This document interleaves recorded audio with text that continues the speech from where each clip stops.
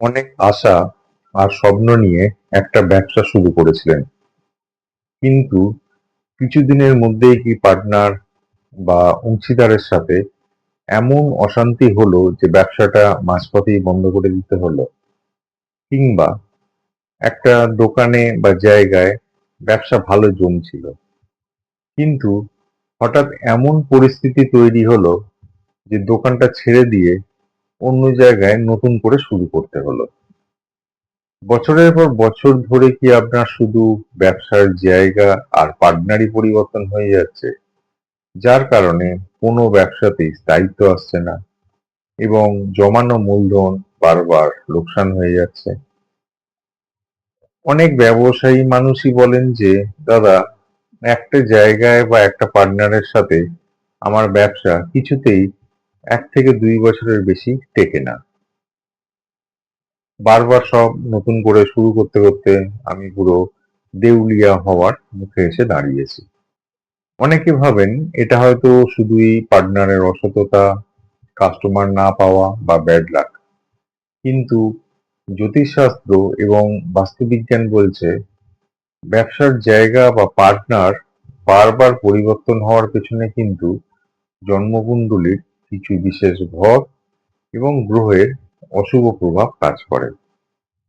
আজকের ভিডিওতে আমরা একদম সহজ ভাষায় জানবো এর পেছনের আসল কারণ কি এবং এর থেকে মুক্তির সবচেয়ে শক্তিশালী ও কার্যকরী ঘরোয়া টোটকাগুলো কি কি।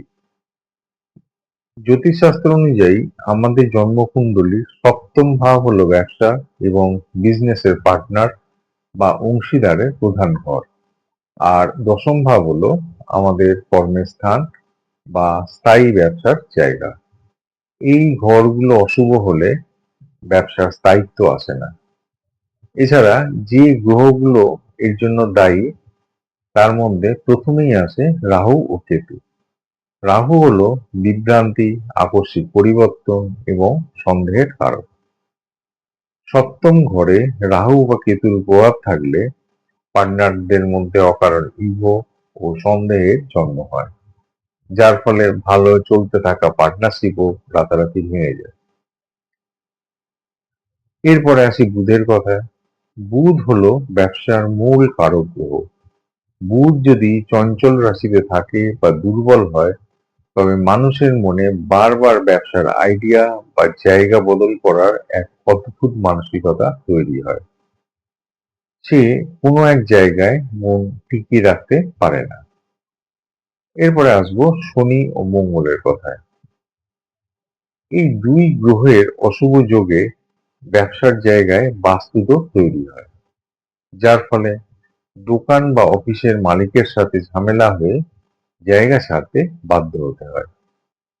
ব্যবসার জায়গা বা পার্টনার বারবার পরিবর্তন হওয়ার এই অভিশাপ থেকে মুক্তি পেতে এবং ব্যবসা স্থায়িত্ব ফেরাতে 4টি পরীক্ষিত ঘরোয়া ও বাস্তু টোটকা ব্যবহার করে দেখতে পারেন। 1 নাম্বার, যদি আপনার ব্যবসার জায়গা বা দোকান বারবার বদলাতে হয়, তবে যে কোনো শনিবারে আপনার বর্তমান ব্যবসা প্রতিষ্ঠানের 4 কোণায় 4টি নতুন লোহার পেড়ে বা কাঁটা হাতুড়ি দিয়ে গেঁথে দিন। মাটিতে বা দেয়ালে গেঁথে দিতে পারেন। এটি করার সময় মনে মনে প্রার্থনা করুন যেন এই স্থানে আপনার ব্যবসা স্থায়ী হয়।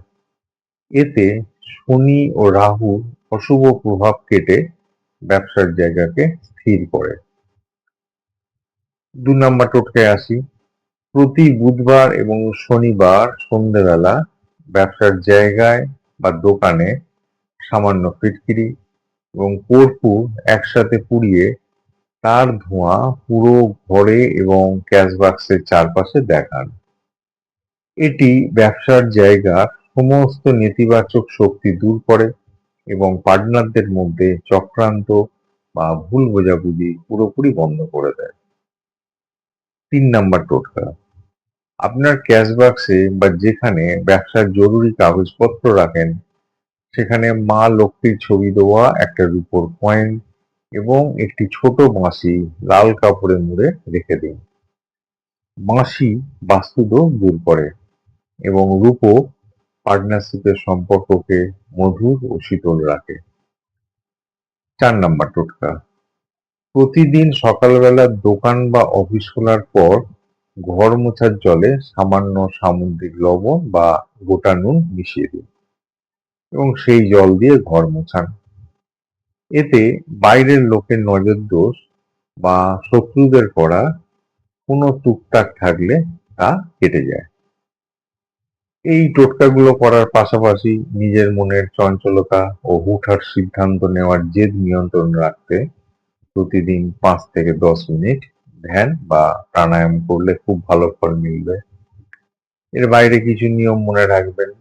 ব্যবসার জায়গায় কখনো নোংরা বা পুরনো অকেজো জিনিস জমিয়ে রাখবেন না।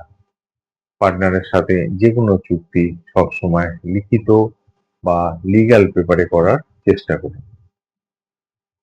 এবারে বলি জ্যোতিষীয় রত্ন ও মূলের প্রতিকার সম্পর্কে। বুধ ও শুক্রের শুভ শক্তি বাড়িয়ে ব্যবসায়িক বুদ্ধি ও স্থায়িত্ব ফিরে পেতে কিছু বিশেষ রত্ন ও মূল ধারণ করতে পারেন।